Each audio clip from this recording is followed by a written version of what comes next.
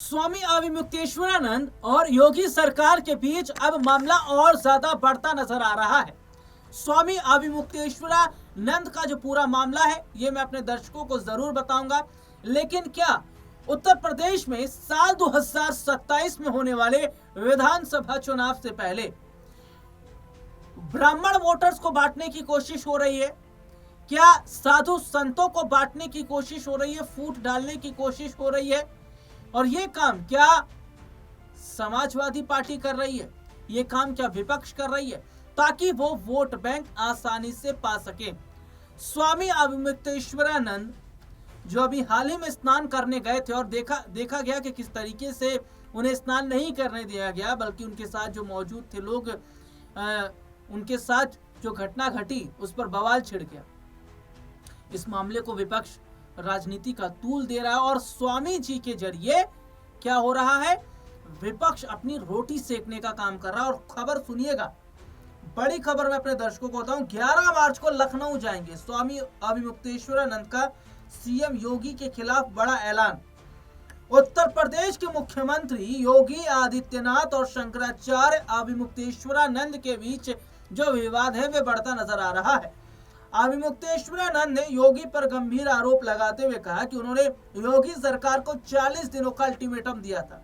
अब तक 20 दिन बीत चुके हैं, लेकिन उन्होंने कहा कि योगी सरकार ने अपनी जिम्मेदारियों को पूरा नहीं किया और हिंदू विरोधी प्रवृत्ति दिखाई। उन्होंने यह आरोप एक प्रेस कॉन्फ्रेंस में लगाया और अपनी तीखी प्रतिक्रिया भी दी है। और देखिए कैसे, मैं अपने दर्शकों को मैं यहाँ पर बताना चाहूंगा कि जो स्वामी अविमुक्तेश्वरानंद के साथ हुआ, उनके साथ जो बटुक थे उनके साथ जो हुआ, उसको पाटने की भी कोशिश की गई। डिप्टी सीएम केशव प्रसाद मौर्य ने बटुकों को बुलाया और किस तरीके से उनका आशीर्वाद लिया और तमाम चीजें जो है यहाँ पर दिखती नजर आई। देखिए, योगी आदित्यनाथ के सिंगापुर और जापान दौरे से पहले स्वामी अविमुक्तेश्वरानंद सरस्वती ने बड़ा बयान दिया। उन्होंने कहा, भगवा वस्त्र का पूरे विश्व में सम्मान है, लेकिन सिर्फ वेशभूषा से काम नहीं चलेगा। अगर वहां के लोग आचरण के बारे में जान गए तो क्या होगा?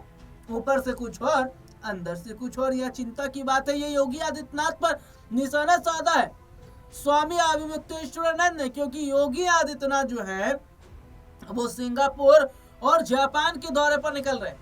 शंकराचार्य ने अखाड़ा परिषद अध्यक्ष रविंदर पुरी महाराज के बयान और योगी सरकार के समर्थन पर भी प्रतिक्रिया दी। उन्होंने कहा, शास्त्र और परंपरा के अनुसार बात समझानी चाहिए।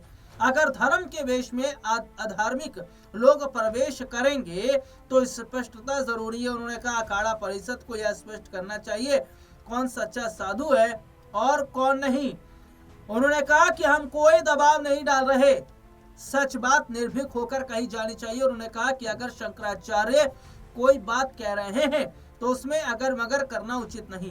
बटुकों के मुद्दे पर भी उन्होंने सवाल उठाया। उन्होंने कहा, 1 महीने तक कोई बयान नहीं आया और सुनिए, और जब मुख्यमंत्री ब्रजेश पाठक ने बयान दिया तब प्रतिक्रिया है। इसमें यह सवाल उठता है, नेता महात्माओं को फॉलो करते या महात्मा नेता को? देखिए, जो केशव प्रसाद मौर्य हैं, उन्होंने अभी हाल ही में बटुकों को बुलाया था, जैसे कि मैं अपने दर्शकों को बता रहा हूं, और उसके बाद में वो उनसे पूजा पाठ करवाई गई। उन्हें जो है गिफ्ट दिया, सामान दिया और मतलब एक मैसेज देने की कोशिश की गई कि भैया, जो विपक्षी पार्टी के ये जो लोग हैं ना, ये जो सवाल खड़ा कर रहे हैं कि योगी सरकार में साधु संतों का सम्मान नहीं हो रहा है, योगी सरकार में साधु संत जो है उनका अपमान हो रहा है, योगी सरकार जो है इस तरीके से कर रही, तो एक मैसेज दिया गया कि भैया ऐसा नहीं है। और देखिए, जो स्वामी अविमुक्तेश्वरानंद ने जो हट रखी थी ना स्नान करने की, वो उस हट को कई जो संत उन्होंने गलत बताया। उन्होंने कहा कि भैया, इतनी भीड़ है और बड़े बड़े जो संत हैं वो खुद पैदल चल कर जा रहे हैं स्नान करने के लिए, तो ऐसे में ये बात जो स्वामी अविमुक्तेश्वरानंद है उन्हें भी तो समझनी चाहिए थी कि जब बड़े बड़े संत जो हैं वो जा रहे हैं पैदल जो है स्नान करने के लिए, तो इनको भी उतरना चाहिए। लेकिन ये स्वामी अवधूतेश्वरानंद जो खुद को अपने एक बड़ा बता रहे थे, और ये भी कहा जा रहा है कि उन्होंने हट थाम ली थी, उनके जो साथ के लोग थे उन्होंने हट थाम ली थी। इस बीच देखिए पुलिस और उनके साथ के जो लोग थे स्वामी जी के साथ में, उनके बीच जो है झड़प हो जाती है। पुलिस के जो लोग हैं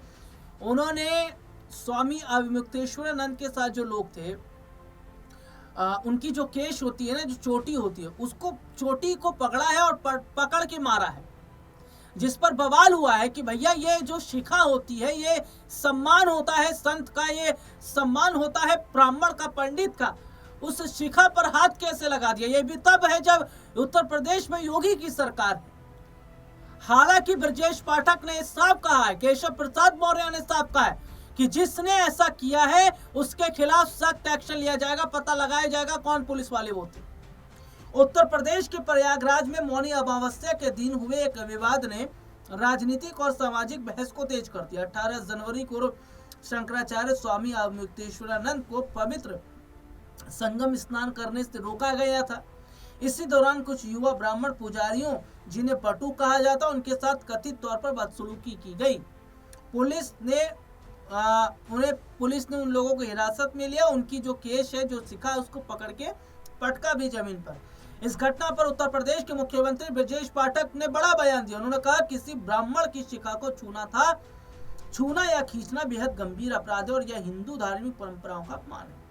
पाठक ने कहा कि यह एक बड़ा पाप है और इसमें शामिल लोगों को सबसे ज्यादा सख्त सजा मिलनी चाहिए। डिप्टी सीएम ने यह भी बताया कि इस मामले में पुलिस कर्मियों सहित सभी आरोपियों की पहचान की जा रही है और उनके खिलाफ कड़ी कार्रवाई की जाएगी।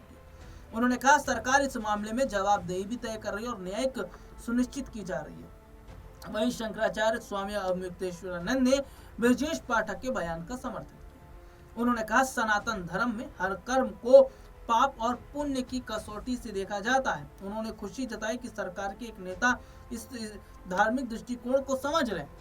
और सबसे बड़ी बात है, केशव प्रसाद मौर्य की मैं बात करता हूं तो केशव प्रसाद मौर्य का भी सबसे पहले इस पर बयान सामने आया था। देखिए उत्तर प्रदेश में साल 2027 में जो विधानसभा का चुनाव होने वाला है, उस चुनाव से पहले ये कहा जा रहा है कि तैयारी हो रही है। वो तैयारी हो रही है योगी आदित्यनाथ को सत्ता से हटाने की। ये तैयारी की जा रही है योगी को उनकी कुर्सी से हटाने की।